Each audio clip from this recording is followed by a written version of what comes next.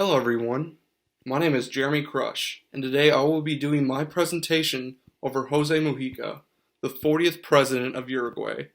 Not only is Jose Mujica known as the president of Uruguay, he's also known as the world's poorest president. I was interested in this topic as a result of watching the Human video that we watched earlier this semester, and I was interested in Jose's story.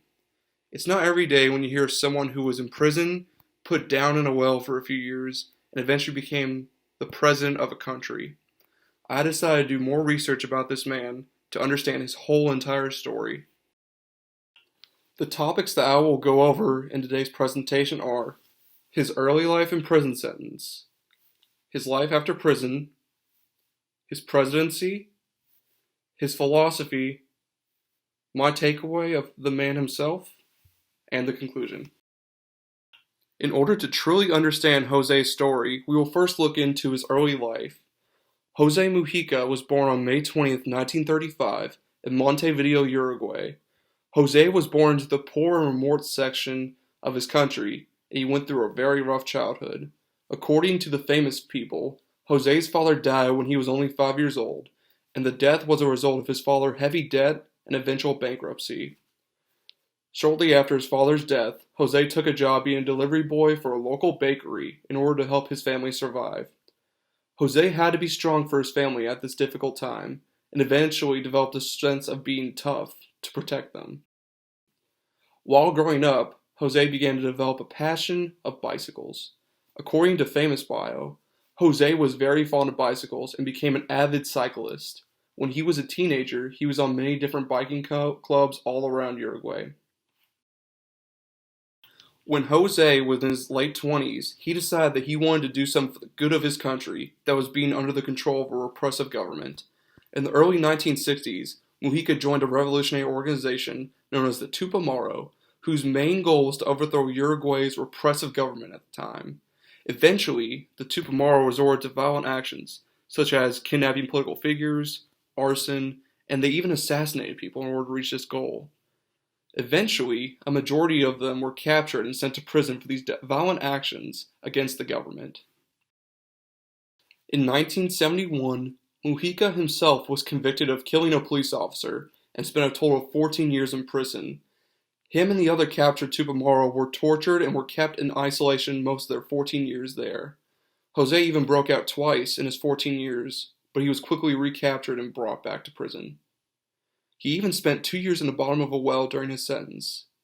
I don't know about you all, but I'm a very claustrophobic person, so I would have gotten mad if I were in his shoes at the time. Now at this point, I bet you all are wondering, Jeremy, how did a man like this become president of a country? Well, we'll get there soon. In order to understand how he and the other Tupamaro were eventually freed from prison, we need to look back at what the government of Uruguay was like in the 1970s.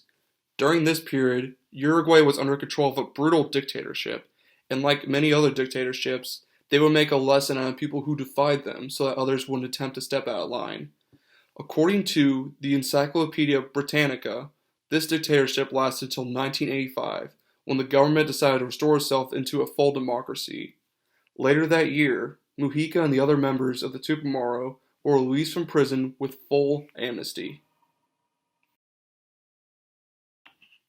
From this, the Tupamaro joined the Broad Front and eventually became a recognized political party known as the Movement of Popular Participation, or the MPP for short.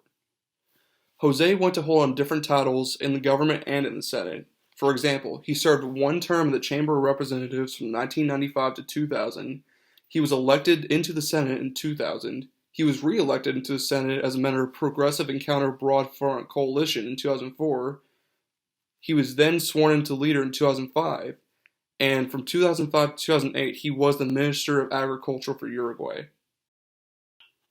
Even after all of his many titles in the government and in the Senate, Jose's new goal was to become the president of the country he loved so. He sought nomination for the 2009 presidential elections and eventually got the nomination. However, when he was running for the presidency, he faced heavy criticism from other South American countries, such as Argentina and Venezuela, for his violent past with the Tupamaro. Despite this criticism from other South American countries, Jose won the election and became the 40th president of Uruguay. in 2010. Throughout his presidency, Jose made decisions and acted upon many different topics in order to help Uruguay's economy to prosper. According to The Guardian, he has won plaudits worldwide for living within his means, decrying excessive consumption, and pushing ahead with policies on same-sex marriage, abortion, and cannabis legislation that have reaffirmed Uruguay as the most socially liberal country in Latin America. Despite Mujica being the president of Uruguay, he really doesn't live the usual life of wealth and luxury as we see other presidents do. When I even looked up photos of him, most of them had him wearing clothes like similar to what my grandfather would wear every day, instead of always being in a fancy suit like other presidents. Reflecting on his own life when he was a child, and how his family struggled to survive, Jose decided to live a simpler lifestyle during and after his presidency. Instead of living in the Residencia Presidencial de Suarez y Reyes, like all the previous presidents of Uruguay, he lived in his wife's farmhouse outside of Montevideo. On top of living the simple lifestyle, Jose also donates majority of his salary to charity in order to help out others who face struggles similar to how he and his family did in the 1940s. According to BBC News, President Mujica donates about 90% of his monthly salary, which is equivalent to 12,000 United States dollars, to charity. The next topic I would like to cover is his philosophy on life. To this day, Jose's lifestyle reflects on his own philosophy of life. Though he is labeled as the poorest president, he looks at the ideas of poverty different than how others normally think of. In a quote from BBC News, Jose said, "I am called the poorest president, but I do not feel poor.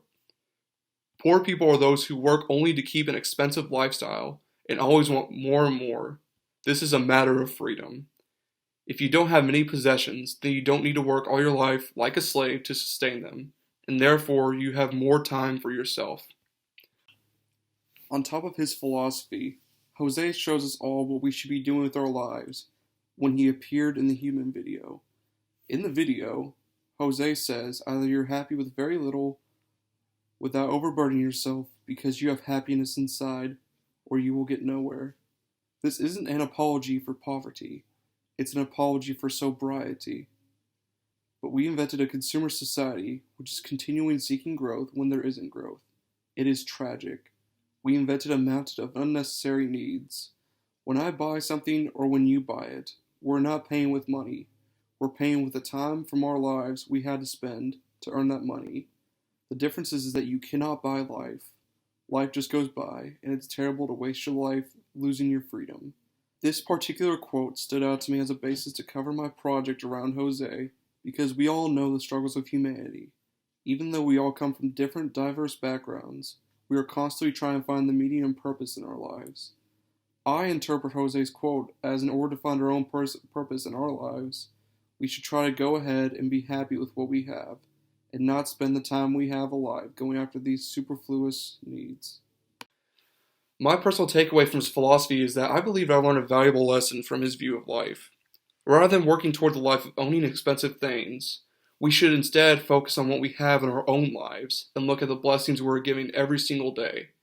Even though we all would like to have expensive things, we should instead focus on what is a necessity to life more than what we desire. Life isn't just about the gifts and abilities we have or get. It's about these things and using them in order to help other people. Instead of being known as the poorest president, Jose Mujica should be known as the richest president because he was able to use his power and gifts as president in order to help the people of his country. Overall, Jose Mujica is a man who started out with very little, but through his hard work and dedication to his country, he became one of Uruguay's most respected leaders and individuals. Thank you all very much for listening to my presentation. I hope you all have a great day.